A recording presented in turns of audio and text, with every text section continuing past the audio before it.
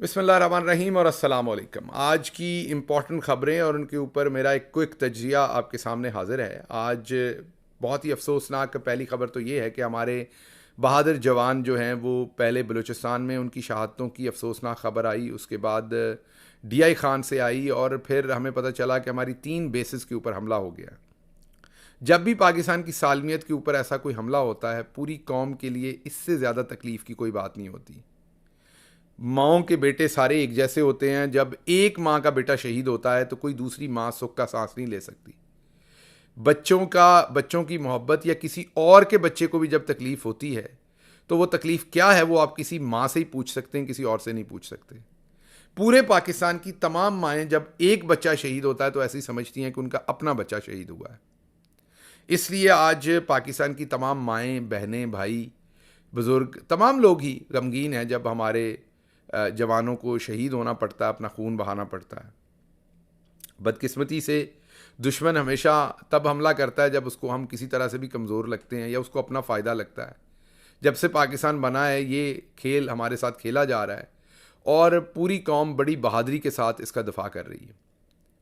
आज भी जब ये खबर मिली तो पूरी कौम ने यकजा होकर, ज़ाहिरी बात है और कोई एहसान नहीं करती कौम, अपनी अफवाज के साथ खड़ा होना पड़ता है हर जिंदा कौम को। हमारी कौम भी खड़ी है और इमरान खान का तो आपको याद ही है, उन्होंने हमेशा कहा कि मजबूत फ़ौज मजबूत पाकिस्तान की ज़मानत है।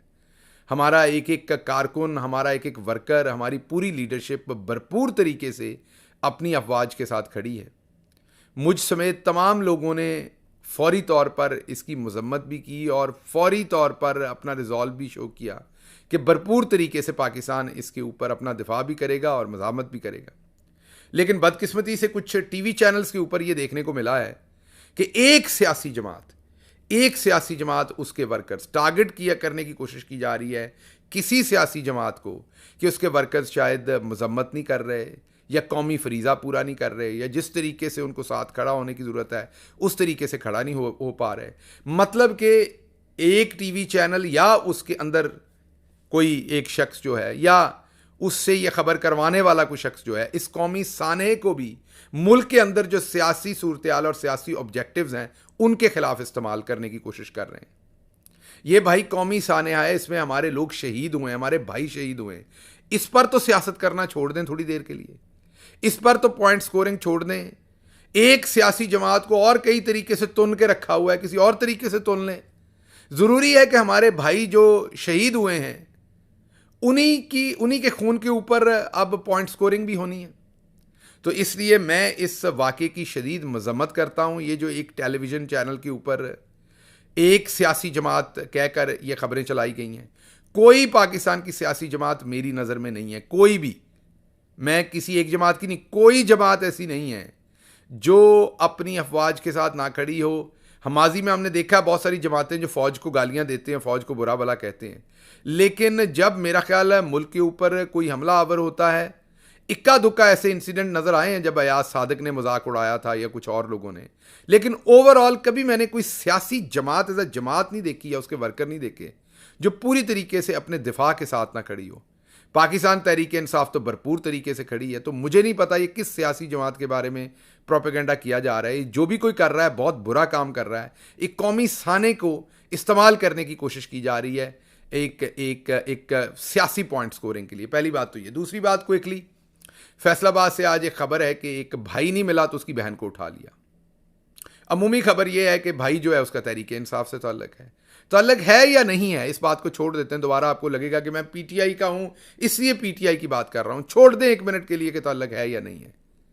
क्या आप इस काम पे पहुंच गई हमारी पुलिस के लोगों की बहनों को अगवा करेगी और उठाएगी? बेशर्मी के हम इस लेवल पर पहुंच गए। जो भी जुर्म हो, जो भी जुर्म भाई ने किया उसकी बहन का क्या कसूर है, अगर किया है उसने कोई जुर्म तो इसलिए ये बेशर्मी फौरी बंद होनी चाहिए। हम आज़ाद मुल्क में क्यों आए थे? हम इस आज़ाद मुल्क के लिए हमारे जवान क्यों शहादतें दे रहे हैं? ये जो हमारे जवानों ने ज़िंदगी से भी कोई कीमती चीज़ होती है।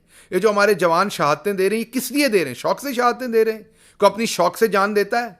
वो शहादतें इसलिए दे रहे हैं, वो अपनी माओं को पीछे से लवारिस इसलिए छोड़ रहे हैं, वो अपनी घरों में बैठी बीवियों को इसलिए बेवा करके जा रहे हैं, बच्चों को इसलिए यतीम करके जा रहे हैं कि मुल्क हिफाजत में रहे। मुल्क के अंदर हर बहन बेटी माँ जो है वो महफूज फील करे, इसलिए वो अपनी जान दे रहे हैं। और हम क्या कर रहे हैं? हमारी पुलिस घरों में घुस के अपनी बहन बेटियों को उठा रही है। क्या बहनें माएँ बेटियाँ साझी नहीं होती? तो ये बेशर्मी फौरी तौर पर बंद की जाए जो शुरू की हुई है। तीसरी खबर आज सामने आई है कि फवाद चौधरी साहब को गिरफ्तार कर लिया गया है या अगवा कर लिया गया है। जारी बात है उनसे वो मकासद अभी तक पाकिस्तान तहरीक इंसाफ तो उन्होंने छोड़ ली, तहरीक इस्तेकाम के भी उन्हें महफिल में जाके बिठा लिया था। अब मेरा ख्याल है उनसे ज़बरदस्ती ये होगी कि कोई और काम करें, शायद इमरान खान पर इल्ज़ामात लगाएं, कोई और काम होगा वो पूरा नहीं किया जा रहा होगा, तो अब इसलिए उठा लिया गया। मैंने तो अपने तमाम दोस्तों को पहले दिन कहा था, मैं आपको बड़ा वाज़े बताता हूं कि मैंने पहले दिन कहा था कि जब आप तमाम दोस्तों को मैंने कहा था कि जब आप एक बात मानेंगे तो फिर 50 माननी पड़ेगी। तो बेहतर है कि आप पहले दिन ही जो आप बात नहीं मान सकते उससे इनकार कर दें। जब आप एक दफ़ा पाँव 1 इंच पीछे लेके जाएंगे तो फिर ये बार बार डिमांडें बढ़ती जाएंगी। वही होता हुआ नज़र आ रहा है। किसी उधर असद कैसर साहब को गिरफ्तार किया गया है।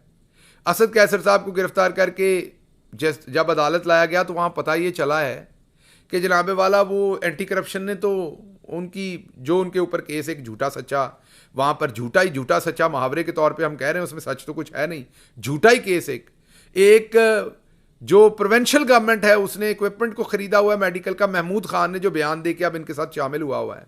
पकड़ना उसको चाहिए अगर कुछ गलत हुआ है, गलत वहाँ भी नहीं हुआ होगा लेकिन अगर कुछ हुआ है पकड़ना उसको चाहिए था।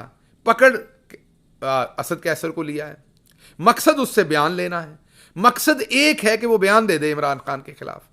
तो असद कैसर को जब अदालत लेके गए तो वहां पता चला कि जिस एंटी करप्शन के मुकदमे में उठाया, एंटी करप्शन वालों ने तो कहा ही नहीं कि हमें असद कैसर चाहिए। तो ये हालात वहां बर्पा किए हुए हैं।